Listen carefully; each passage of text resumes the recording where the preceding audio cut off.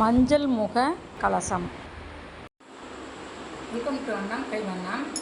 வரலட்சுமி பூஜாவுக்கு கலசம் எப்படி செய்யலாங்கிறது தான் வீடியோவாக எடுத்துருக்கோம். வாங்க பார்க்கலாம்.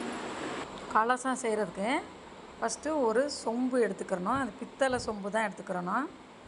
மஞ்சள், குங்குமம், பச்சரிசி ஒரு உலக்கு எடுத்துக்கிறணும். மஞ்சள் பொடி ஒரு பாக்கெட்டு, ஒரு ப்ளவுஸ் பிட்டு ஒன்று வச்சுக்கிறணும். அந்த ப்ளவுஸ் பிட்டையே நான் சின்ன பாவாடையாக தைச்சி வச்சுருக்கேன். இது நம்மளுக்கு கட்டுறதுக்கு ஈஸியாக இருக்கும். மீத துணியில் தேங்காயை மறைக்கிறதுக்கு ஒரு கர்ச்சீப்பு மாதிரி தைச்சி வச்சுருக்கேன். ஒரு விரலி மஞ்சளை எடுத்து அதில் ஒரு மஞ்சள் கயிறை இந்த மாதிரி கட்டி இதையும் எடுத்து வச்சுக்கிறணும்.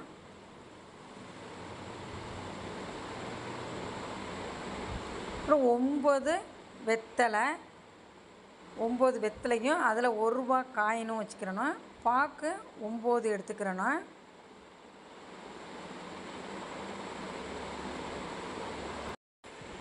மஞ்சள், விரலி மஞ்சள், இதுவும் 9 எடுத்து வச்சுக்கிறணும்.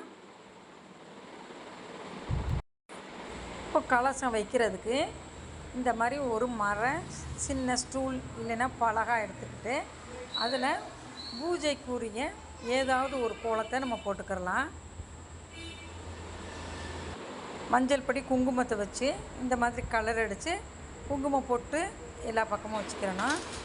அது மேலே ஒரு இலையை வச்சு இலையில் கொஞ்சம் பச்சரிசியும் மஞ்சளும் கலந்து இந்த மாதிரி பரப்பி வச்சுக்கிறணும். இப்போ கலச சொம்பில் 3 இடத்துல இது மாதிரி சந்தனம், குங்குமம் வச்சுக்கிறணும். இப்போ பச்சரிசி மேலே கலச சொம்பை வச்சிடணும். இப்போ கலச சொம்பில் நம்ம வச்சுருக்க பச்சரிசியை அதில் போட்டுக்கிறணும். வெறும் பச்சரிசியாக போடாமல் அதில் கொஞ்சம் மஞ்சள் தூளையும் கலந்து வச்சுக்கிறணும். இப்போ அந்த கலச சொம்புக்குள்ளே வெற்றிலை, பாக்கு, 1 ரூபா காயின் எல்லாத்தையுமே இந்த நம்ம சொம்புக்குள்ளே வச்சுக்கிறணும். இப்போ மஞ்சளையும் அதுக்குள்ளே எடுத்து வச்சிடலாம். கிஸ்மஸ் பழம், இதுவும் 9 எடுத்து நம்ம அந்த சொம்புக்குள்ளே வச்சிடணும்.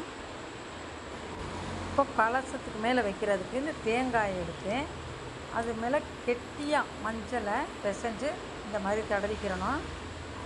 இப்போ மஞ்சளை எல்லா பக்கமும் தடவியாச்சு. இப்போ அந்த குடும்பி மேலே 3 இடத்துல நம்ம குங்குமம் தொட்டு இந்த மாதிரி வச்சுக்கிறோன்னா. இப்போ அந்த தேங்காய் வைக்கும்போதே மாவிலை ஒரு 11 இலை வச்சுக்கிறணும். 5, 7, 11 எத்தனையும் வச்சுக்கலாம். நான் 11 மாவிலை வச்சு நம்ம அதை இந்த தேங்காயை சுற்றி எல்லா பக்கமும் இந்த மாதிரி விரித்து வச்சிடணும். இப்போ கலச சொம்பில் தான் நம்ம முகம் வரையணும்.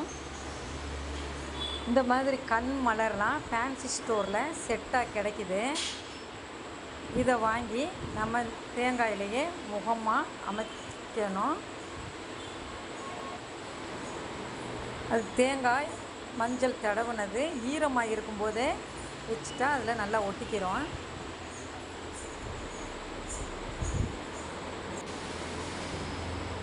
இப்போ மூக்குக்கு நம்மளுக்கு தனியாக செட்டாக கிடைக்காது. எதுவும் நம்ம மஞ்சள்லேயே மூக்கை சின்னதாக நடுவில் வர்ற மாதிரி செஞ்சு வச்சுக்கிறோன்னா.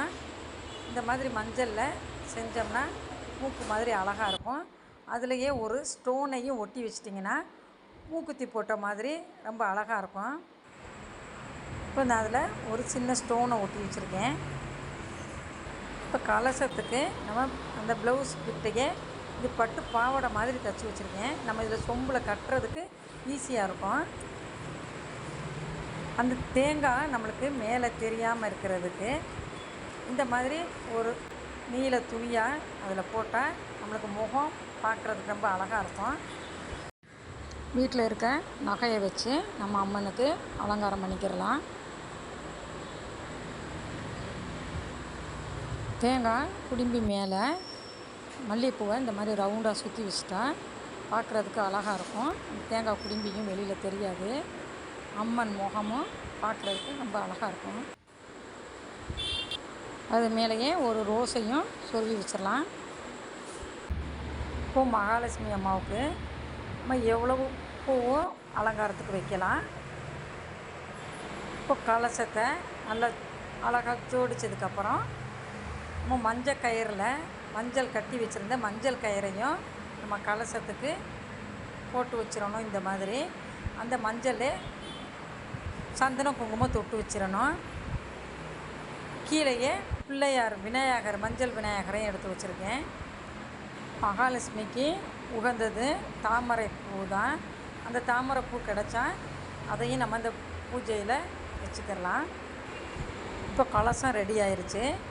நம்ம 2 பக்கமும் 2 விளக்கு ஏற்றி வச்சு பிரசாதம்லாம் வச்சு நம்ம கலசத்தை கும்பிட வேண்டியது தான். இந்த வீடியோ உங்களுக்கு பிடிச்சிருந்தா லைக் பண்ணுங்கள், ஷேர் பண்ணுங்கள், கமெண்ட்ஸ் பண்ணுங்கள், சப்ஸ்கிரைப் பண்ணுங்கள். அடுத்த வீடியோவில் பார்ப்போம். தேங்க்யூ.